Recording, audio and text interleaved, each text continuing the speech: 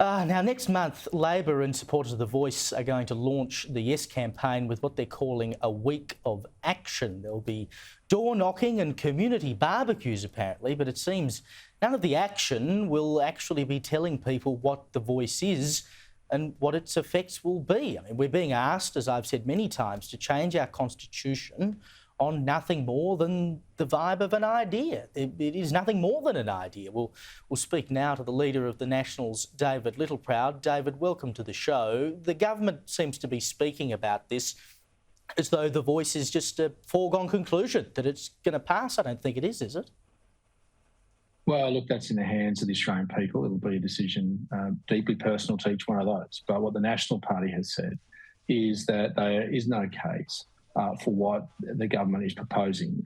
They have and are working off the co-design report that says that there'll be a representative body. We've been through this before. We've been down this pathway before with a representative body. It was called ATSIC.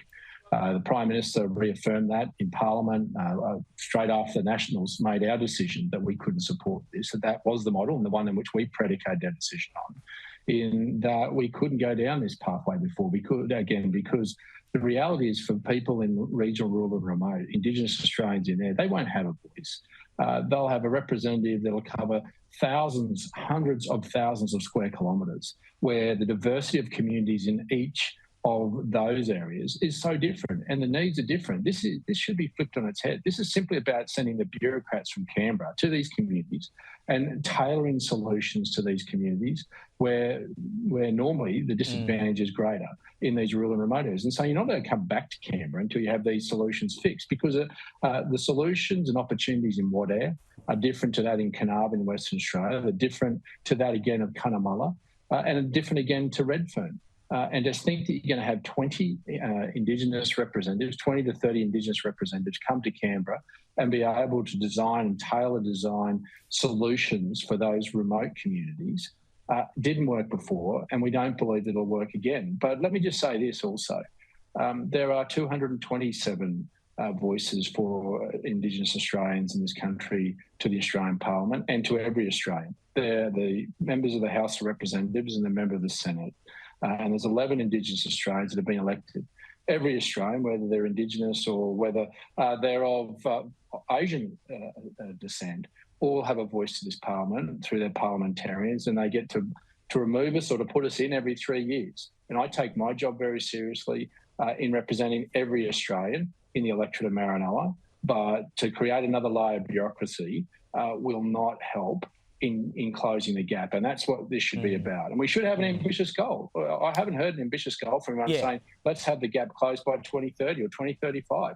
We should be saying to the bureaucracy, get off your rear end, get out of Canberra and get into these communities and tailor these solutions. We don't need another layer of bureaucracy. We just need the bureaucracy to do their job.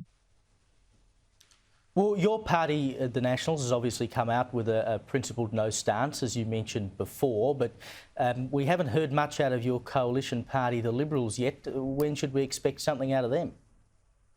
Oh, look, I don't want to give gratuitous advice to the Liberal Party being a national, but we got to our position because obviously our party room pretty well was uniformed in our decision that from what the government had presented to us through the co-design report, that we couldn't get comfort in what they were bringing forward, that it was another layer of bureaucracy.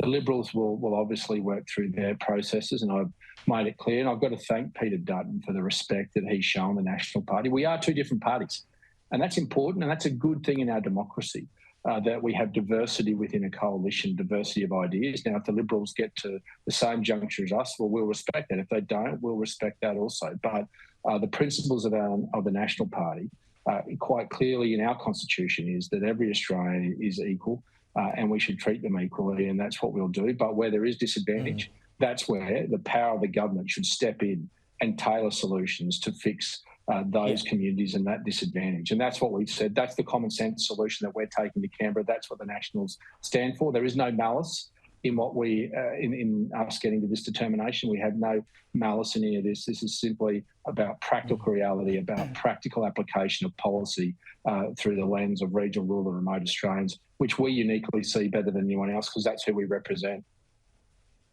And look, I mean, the Yes campaign, as I said before, is getting underway very shortly. I would like to see the opposition, or the other half of the opposition, come out and say something very soon. David Littleproud, thank you for joining me tonight, mate.